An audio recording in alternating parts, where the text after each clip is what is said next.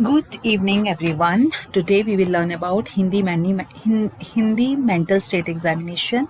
And after in exam, when you answer all the questions related to MMSE, the next question is: if your patient is illiterate, which type of test, which type of which type of mental state examination will you use?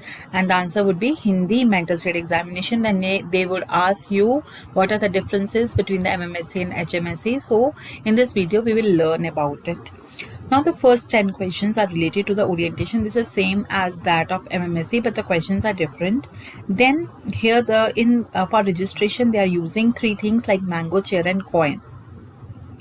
Now for in that we used in MMSE we were using 100 minus 7. Here we will ask a patient to tell the name of the week forward and then tell the name of the days backward.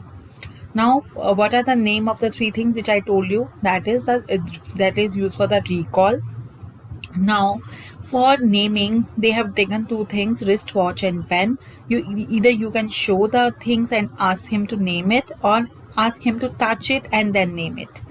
Now, for the repetition, they have changed the sentence. It is neither this nor that. Means in Hindi, na to ye or na hai, na hi ve. Now for reading, since the person is illiterate, he can't read, then you will ask him to look at my face and do what exactly I do. And for three-step command, take the paper in your right hand, then fold it with both the hands and then give the paper back to me. Now since a person is illiterate, he can't write, then he has to say a line about his house. The score is not included in HMSE. Now the drawing which is used for copying is different in HMSE. In MMSE it was a intersecting pentagons, but here it is a four square diamond shaped drawing. 3 points are given. Must draw the two four-sided figure. One figure should be inside the other, and orientation of figure should be obviously appropriate.